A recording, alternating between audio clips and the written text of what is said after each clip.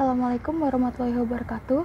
Perkenalkan, nama saya Elisandro Indesari dari kelas 6 SIF 4 Malam, Prodi Akuntansi Universitas Muhammadiyah Tangerang. Kesempatan kali ini saya akan menjelaskan tentang teori perilaku konsumen. Teori perilaku konsumen adalah studi tentang bagaimana individu, kelompok, dan organisasi memilih, membeli, menggunakan, dan bagaimana barang, jasa, ide, atau pengalaman untuk memuaskan kebutuhan dan keinginan mereka, yang dijelaskan oleh Kotler dan Keller pada tahun 2009. Nah, perilaku konsumen atau consumer behavior dapat didefinisikan kegiatan-kegiatan individu yang secara langsung terlibat dalam mendapatkan dan mempergunakan barang-barang atau jasa, termasuk di dalamnya proses pengambilan keputusan pada persiapan dalam penentuan kegiatan-kegiatan tersebut. Nah, perilaku konsumen memiliki kepentingan khusus bagi orang yang dengan berbagai alasan berhasrat untuk mempengaruhi atau mengubah perilaku tersebut, termasuk orang yang kepentingan utamanya adalah pemasaran. Tidak mengherankan jika studi tentang perilaku konsumen ini memiliki akar utama dalam bidang ekonomi, terlebih lagi dalam pemasaran, yang dijelaskan oleh Sunyoto pada tahun 2012. Dalam melakukan konsumsi, pasti ada beberapa perilaku konsumen yang bisa dipantau dari analisis tertentu. Nah, perilaku ini terjadi karena dipengaruhi oleh beberapa faktor. Di antaranya, pertama ada faktor budaya. Nah, di dalam faktor budaya ini, faktor budaya memiliki 3 jenis faktor, yaitu budaya, subbudaya, dan kelas sosial. Pertama ada faktor budaya. Budaya adalah faktor dasar yang paling menentukan dari keinginan dan perilaku individu. Perilaku individu dapat dipengaruhi dari lingkungan keluarga dan institusi lainnya. Yang kemudian ada subbudaya. Subbudaya merupakan lingkup yang lebih kecil yang menghasilkan identifikasi dan sosialisasi secara lebih spesifik untuk partisipan dan subbudaya. Yang ketiga ada kelas sosial, yang merupakan lingkungan yang memiliki tingkatan cenderung setara dan bertahan lama dalam suatu masyarakat yang saling berbagi nilai, minat, dan perilaku yang sama. Yang kemudian ada faktor sosial. Yang pertama ada kelompok referensi. Kelompok referensi merupakan keseluruhan kelompok yang mempengaruhi secara langsung atau tidak langsung terhadap sikap dan perilaku seseorang. Nah, kelompok referensi ini terdiri dari kelompok primer, sekunder, aspirasi, dan kelompok disosiatif. Nah, kelompok primer itu sendiri adalah sebuah kelompok yang di dalamnya terdapat individu yang berinteraksi secara tidak formal dan berkelanjutan seperti keluarga, teman, tetangga, dan rekan kerja. Kemudian ada kelompok sekunder, yaitu sebuah kelompok yang di dalamnya terdapat individu yang berinteraksi dengan lebih formal dan tidak terlalu berkelanjutan, seperti masyarakat.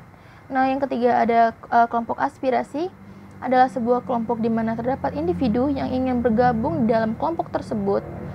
Kelompok disosiatif merupakan sebuah kelompok yang ditolak oleh individu karena memiliki nilai dan perilaku yang tidak bisa diterima oleh individu tersebut.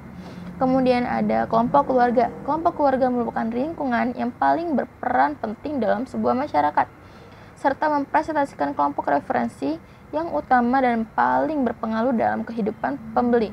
Nah, keluarga dalam kehidupan pembeli terdiri dari 2 jenis, yaitu keluarga orientasi yang merupakan keluarga orang tua, saudara kandung.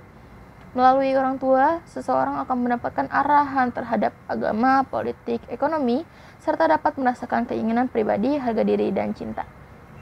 Kedua adalah keluarga prokreasi, yaitu merupakan pasangan suami istri, anak-anak yang memiliki pengaruh secara langsung terhadap perilaku pembelian. Yang ketiga ada peran dan status. Seseorang ikut berperan dalam kelompok, klub, dan organisasi yang dapat menjadi pusat informasi. Kemudian penting dan membantu mendefinisikan posisi seseorang berdasarkan peran dan status dalam kelompok tersebut. Nah, peran merupakan kegiatan yang dilakukan oleh setiap peran menyandang status. Nah, orang cenderung memilih produk yang dapat mencerminkan mengkomunikasikan peran dan status yang dikehendaki oleh masyarakat. Dan ada faktor pribadi, yaitu yang pertama ada usia dan tahap siklus hidup. Usia dan tahap siklus hidup berpengaruh terhadap selera dalam pemenuhan kebutuhan hidup itu sehari-hari dari setiap individu. Nah, orang dewasa telah melewati perjalanan hidup yang berubah-ubah setiap masanya. Hal ini tentu akan memunculkan kebutuhan baru seperti kebutuhan jasa perbankan, pengacara, dan konsultan pernikahan. Yang kedua ada pekerjaan dan keadaan ekonomi, yaitu konsumsi dari individu juga dipengaruhi oleh pekerjaan dan keadaan ekonomi. Maka dari itu, pemasar harus berusaha mengidentifikasi kelompok pekerjaan yang memiliki minat di atas rata-rata terhadap barang dan jasa tertentu. Nah, selain itu, keadaan ekonomi sangat mempengaruhi pilihan barang dan jasa yang akan dikonsumsi oleh setiap individu. Kemudian yang ketiga ada kepribadian dan konsep diri. Kepribadian dan merupakan serangkaian sifat psikologis dari setiap individu yang menimbulkan reaksi yang relatif konsisten.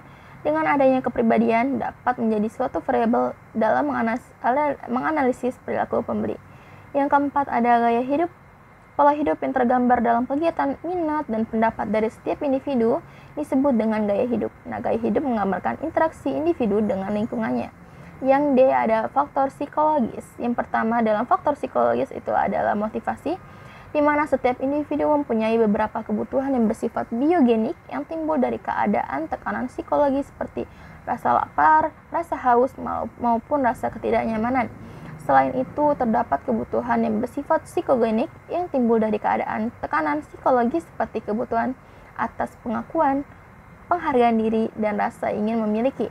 Ketika kebutuhan menjadi motif dan meningkat sampai intensitas yang cukup akan mendorong seseorang untuk bertindak. Persepsi dalam dunia pemasaran lebih bermakna daripada realitas, karena dengan terdapatnya persepsi, konsumen akan berpengaruh terhadap perilaku aktual konsumen. Namun setiap orang dapat mempunyai persepsi yang berbeda terhadap objek yang sama, karena terdapat 3 proses pemahaman, yaitu atensi selektif, distorted selektif, dan detensi selektif. Yang ketiga ada pembelajaran. Pembelajaran dapat memberikan perubahan dalam perilaku individu yang berasal dari pengalaman hidup. Yang keempat ada memori. Memori terdiri dari memori jangka pendek dan jangka panjang. Memori jangka panjang merupakan memori yang paling diterima dengan membentuk model asosiatif, di mana dalam model tersebut, seseorang menganggap pengetahuan tentang merek konsumen merupakan informasi dalam memori dengan berbagai asosiasi yang saling terhubung. Asosiasi merek terdiri dari pengetahuan, perasaan, persepsi, cinta, dan pengalaman. Perilaku konsumen dipengaruhi oleh 4 faktor, yaitu budaya, sosial, pribadi, dan psikologis. Selanjutnya, kelima faktor tersebut dapat dirinci menjadi beberapa subfaktor. Untuk faktor psikologis terdiri dari motivasi, persepsi, belajar, kepercayaan, dan sikap. Perilaku konsumen merupakan suatu proses pengambilan keputusan oleh individu untuk mengevaluasi, memperoleh, menggunakan, atau mengatur barang dan jasa.